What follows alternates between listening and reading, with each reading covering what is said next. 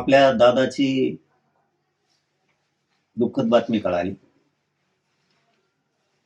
आपल्या आदरणीय अजितदादांची बातमी कळाली. ती मनाला पटतच नाहीये. अनेकांना संपर्क केला. सगळ्यांनी सांगितलं पण चॅनलवरती पण सुरू आहे. तरी पण विश्वासच बसायला तयार नाही, की दादाचं अपघाती दुःखद निधन झालंय म्हणून.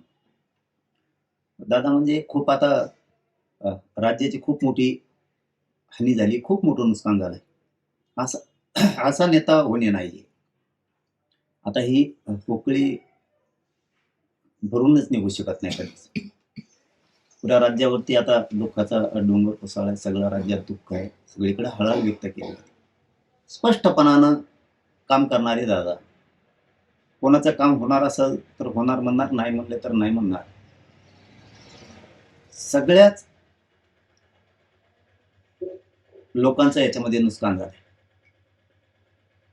सगळ्याच सर्वसामान्य, सगळ्याच सामाजिक प्रश्नाची जाण असणारे, म्हणजे सगळ्याच जाती धर्माच्या लोकांच्या सामाजिक प्रश्नाची जाण असणारे दादा,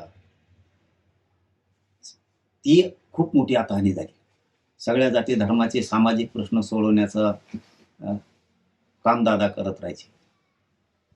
ते नुकसान आता कधी भरून निघणार नाहीये. खूप मोठी हानी राजकीय सामाजिक महाराष्ट्रातच नाही तर देशात असा धाडसी निर्णय घेणारे असे दादा पुन्हा होणार नाहीयेत. की खूप शेतकऱ्यांपासून सर्वसामान्य सामाजिक सगळ्या जाती धर्मांच्या लोकांचं खूप मोठं नुकसान झालंय. आपल्याही समाजाचं खूप मोठं नुकसान झालंय. खूप मोठा सामाजिक राजकीय आधार दादा होते सगळ्यांचा. ही बातमी आत्ताही पटतच नाहीये.